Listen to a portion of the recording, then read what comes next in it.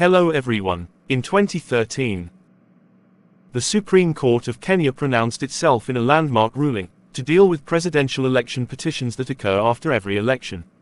In the case of Maina Kiai of 2017, he challenged presidential election petitions where he found that election results at the polling stations were final and could only be altered by the Supreme Court.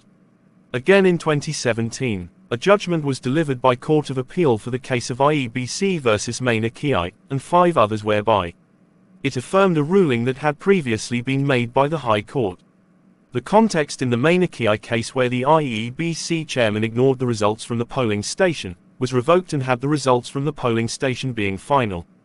The case that they are citing about Maina Kiai was a scenario where the chair did not rely on the results from the polling stations. Remember, the chair being returning officer do not manufacture the results. They are supposed to get the results from the polling stations in Form 34A. So that is the context of Maina Kiai, where the chair went ahead and ignored the results.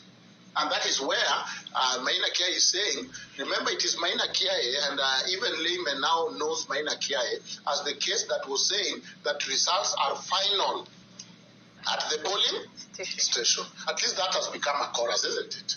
That result. And it took Supreme Court to remind somebody like Chebukati that you cannot come here and tell us that you relied on Form 34B from the constituency. And if there were error in 34A, they were corrected with 34B. No, 34A is final. The results from the polling stations are final. So those are the 2 limbs of Maina Kiai. It was therefore declared that the presidential election results declared by the constituency returning officer are final, in respect of the constituency, and can only be questioned by court. According to the explanation given by Maina Kiai, the lowest voting unit and the first level of declaration of presidential election results is the polling station. The petitioners in the Maina Kiai case moved the High Court to make declarations that constituency presidential election results were to be declared final for the purposes of that election. In the second argument, the petitioners wanted the constituency returning officers to possess the mandate to announce and declare the final results of a presidential election at the constituency level, whereby the declaration is final, and is not subject to alteration, confirmation, or alteration by any person, or even authority. To support this textually driven purposive conclusion, the Court of Appeal drew a jurisprudential ballast from the decision made by the Supreme Court in the case of Ali Hassan Yoho, and another versus Suleiman Said Shavel, and 2 others, whereby the Supreme Court held that declaration of the electoral results takes place at every stage of tallying. According to the Supreme Court judgment delivered on this case, the finality of the set of stages of declaration is depicted in the issuance of the certificate in Forms 38 to the winner of the election. However, the declaration form containing those results is therefore a primary document whereby all other forms subsequent to it are only tallies of the original and final results recorded at the polling station. In the benefit of Maina Kiai case in 2022 presidential election petitions, all the 9 issues presented for determination by the Supreme Court of Kenya was reported that the petitioners who challenged Ruto's win did not capture any irregularities and illegalities of such magnitude that could directly affect the final results of a presidential election. Where do the results come from? Not in IBC Commission, not in Nairobi, but at the polling stations. And in that context is where now the court directs itself and tell the chair that you cannot just shoot from the hip and bring your own results. Surely it is the opposite here, where Chebukati is saying, look at the portal, look at the results from the polling stations. Everybody, they are not my results. Because that Maina Kiai decision is the biggest limb and the biggest decision is that the results are final from the polling station. And Chebukati kept telling them, we cannot change anything, isn't it?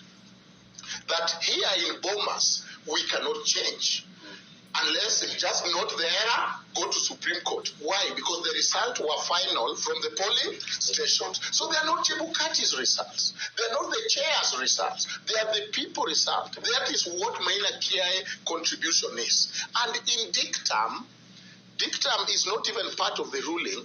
In the court trying to be flowery and show, they now describe how the chair behaved, who did not take into consideration the result from the polling station.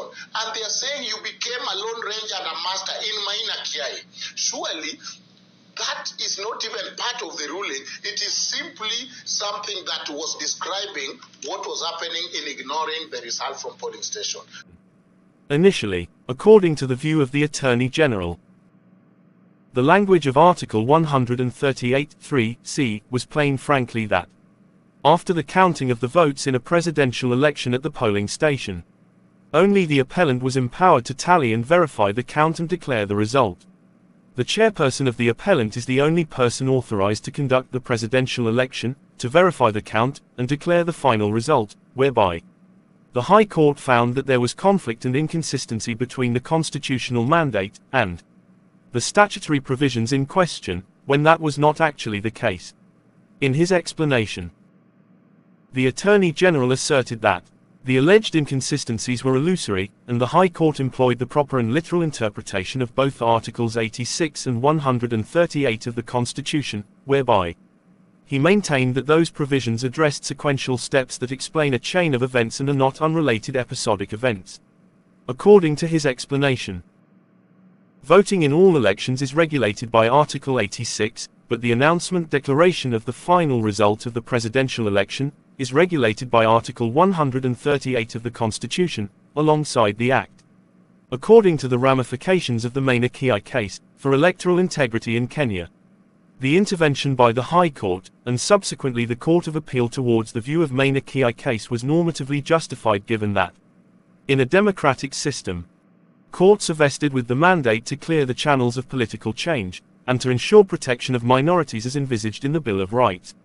John H. Ely famously developed the argument that the constitutional role of judges is defined by what he calls as representative reinforcing, whereby the judges should try to ensure that the democratic process functions as envisaged in the Constitution.